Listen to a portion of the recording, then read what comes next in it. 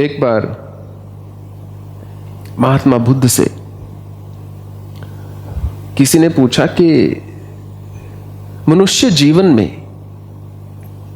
सबसे अधिक महत्वपूर्ण क्या वस्तु है, क्या चीज है, ऐसी कौन सी चीज है जो मनुष्य जीवन में सर्वाधिक आवश्यक है, जो मनुष्य के जीवन के सुख का सार हो। ऐसा कौन सी चीज है, किस प्रकार का आचरण हो मनुष्य का, या उसका मन कैसा हो, उसकी धारणा कैसी हो कि वो जीवन में आनंद और सुख से जी सके। तो बुद्ध ने बोला, मनुष्य को यह ज्ञात होना चाहिए कि मुझे किस कार्य को किस मात्रा में करना है। Buddha said, the one who knows how to act in moderation in anything and everything that person does is the person who is going to be at peace. मध्यम मात्रा में या जिसको बोलते हैं युक्ति संगत मात्रा में कोई भी चीज को करना, उसके लिए भी अभ्यास चाहिए। You need practice for that. नहीं तो जिस चीज में आसक्ति होती है मनुष्य वही करता रहता है, और जिस चीज में आसक्ति नहीं है उसको हाथ नहीं लगाना चाहता। युक्त आहार विहारस्य युक्त चेष्टस्य कर्मसु युक्त स्वपन अवबोधस्य योगो भवति दुःखा। भगवान बोलते हैं कि युक्त आहार विहारस्य, मनुष्य को इस बात का ज्ञात होना चाहिए, जो योगी होता है, जो तपस्वी होता है, जो जागृत होता है, जो बुद्ध होता है, उसको सदा इस बात का स्मरण रहता है कि मुझे कितना खाना है, कितना बोलना है, कितना सोना है। युक्त आहार विहार से युक्त चेष्टस्य कर्मसु, आहार भी मध्यम मात्रा में हो, विहार भी, आनंद भी मध्यम मात्रा में हो, प्रयास चेष्टा भी मध्यम मात्रा में हो, सोना भी ठीक ठीक हो, जागना भी ठीक ठीक हो। युक्त स्वप्न बोधस्य, उसी से मनुष्य अपने दुख को हर सकता है। To strike that balance it only comes with practice. नहीं तो जिस कार्य में हमको आनंद आना शुरू होता है, हम दिन रात वही करना शुरू कर देते हैं, बाकी सब चीजों को छोड़ के। आसक्ति रहित होकर जो कर्म करते हैं, वो कर्म आपको कभी बांध नहीं सकता। अगर कर्म के मूल से टूटना है, अगर कर्म रूपी पेड़ को जड़ से काटना है, तो अनासक्ति, जिसको कि उदासीनता भी बताया गया है, होनी बहुत आवश्यक है। पहले भी हमने कई बार बोला है, भगवान ने बोला है, नाचमा तानी कर्माणि निबद्धनन्ति धनंजय, उदासीन व दासीनो सक्तम तेषु कर्मसु। मुझे कर्म केवल इसीलिए नहीं बांधते अर्जुन, क्योंकि मैं उदासीन होकर कर्म करता हूं। मुझे जो करना है मैं उसको कर रहा हूं, बाकी जो होना है वो अपने आप होगा। वही कर सकते हैं ना, अधिक से अधिक जो कर सकते हैं उसी को युक्ति संगत यथा शक्ति कर सकते हैं। जो होना है वो तो उसका आउटकम है, उसका प्रभाव है, उसका फल है, उसका नतीजा है, अपने आप निकलेगा जो भी है। क्योंकि मनुष्य निरंतर अच्छे और बुरे कर्म करता है, इसलिए उसके जीवन में निरंतर दोनों पहलू रहते हैं। यह संभव नहीं है एक मनुष्य के जीवन में केवल अच्छा ही अच्छा हो या सिर्फ बुरा ही बुरा हो। जो आपके अच्छे कर्म हैं वो आपकी ढाल बन जाते हैं, वो आपको बचाते हैं, वो आपको आगे लेकर जाते हैं। जो आपके कुकर्म है या विकर्म है, जो विकृत भाव में किए हुए हों, वो आपको पीछे की ओर लेकर जाते हैं। वो आप में आत्मग्लानि के भाव को देते हैं, वो आपको क्षीण बनाते हैं। जो व्यक्ति सुखों का भोग स्मृति रखते हुए करता है, उसका पेट बहुत जल्दी भर जाता है। नहीं तो मन एक ऐसा थैला है जिसमें जितना भी डालते रहो कभी नहीं भरता।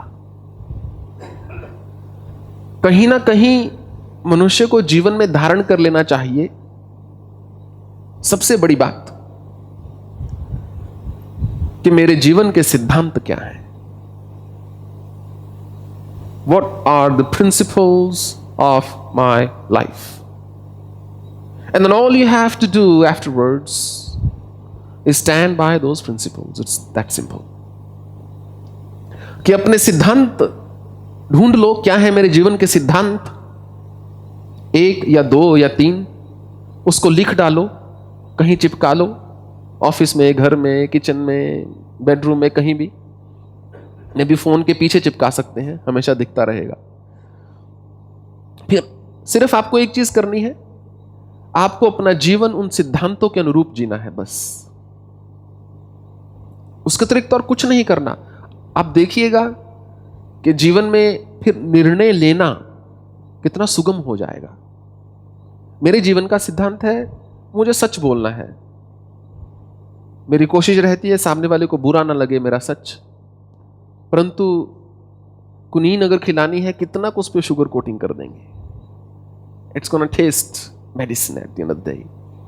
तो जब मुझे कुछ भी बोलना होता है, मान लीजिए किसी को झूठ बोल के तुरंत प्रसन्न किया जा सकता है, उस समय मैं यही सोचता हूं मेरा सिद्धांत क्या है।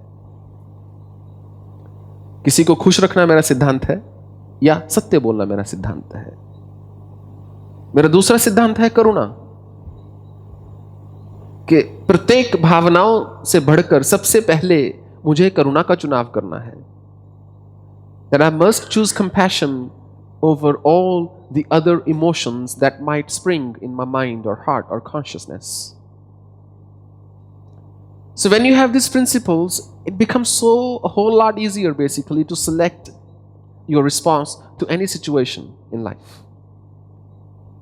जब आपके सिद्धांत आपको क्लियर है, तो आप आराम से किसी भी परिस्थिति में, किसी भी अवस्था में, आपको हमेशा पता रहेगा कि मुझे क्या बोलना है, क्या करना है, क्या सोचना है, किस भाव में बैठना है, किस भाव में जीना है। ये एक दुविधा होती है ना। अक्सर मनुष्य बोलता है, फला फला परिस्थिति में मुझे क्या करना चाहिए था जी।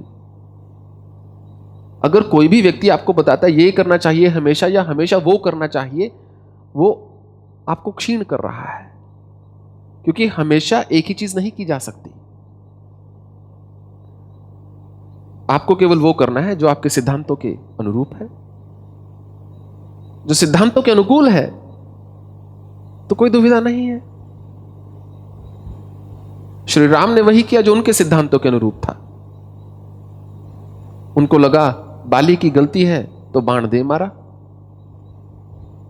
और उसकी पत्नी को बोल दिया, हाँ अगले जन्म में मैं हिसाब किताब चुकता कर दूंगा, क्योंकि ह्यूमन बॉडी में आया हूं, मनुष्य शरीर में आया हूं, इसलिए मुझे कर्मों का फल तो भोगना पड़ेगा।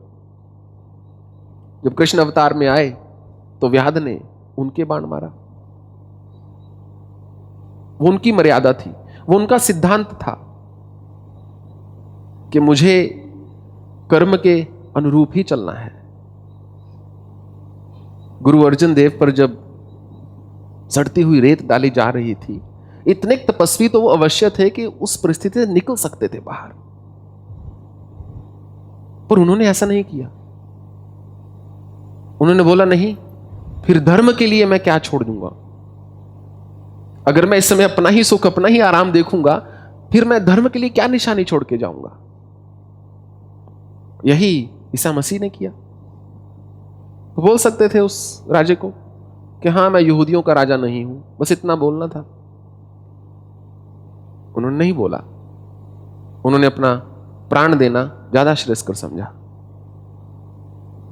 परंतु वो उदासीनता, वो विरक्ति, वो वैराग्य तभी मनुष्य में आ सकता है जब मनुष्य कुछ भावनाओं को हमेशा हमेशा के लिए अपना लेता है। कहीं ना कहीं इन सब विभूतियों ने सोचा होगा कि मेरा सिद्धांत क्या है, इस समय मैं किस चीज पर खड़ा हूं। तो जीवन में जो भी कृत्य करना है, सिर्फ स्वयं को यही पूछना है कि मेरा सिद्धांत क्या है। जो सिद्धांत सिद्ध है तो कर्म सिद्ध है। जो सिद्धांत में भ्रम है तो सारा कर्म भ्रमित होगा, और जो कर्म भ्रमित है तो बुद्धि तो कीलित स्वयं ही होगी, और जिसकी बुद्धि कीलित है वो व्यक्ति सुख से नहीं बैठ सकता। अशांतस्य कुतो सुखम, जो अशांत है वो सुखी कैसे हो सकता है। तो यही शांति का मार्ग है कि आपको हर परिस्थिति में पता होना चाहिए what befits you, in what manner you should conduct yourself, कि मुझे अपने जीवन को कैसे जीना है, मुझे इस परिस्थिति में कैसे व्यवहार करना है। मेरा विश्वास मानिए, यही आत्म साक्षात्कार है। इसके बढ़ के और क्या आत्म साक्षात्कार हो जाएगा। यही तो जागृति है, यही तो है निद्रा से उठ जाना, कि हम अपनी आदतों के शिकार नहीं हो गए, हम जागृति से कर्म को कर रहे हैं। एक बुद्ध अवस्था में, एक जागृत अवस्था में कर्म को कर रहे हैं।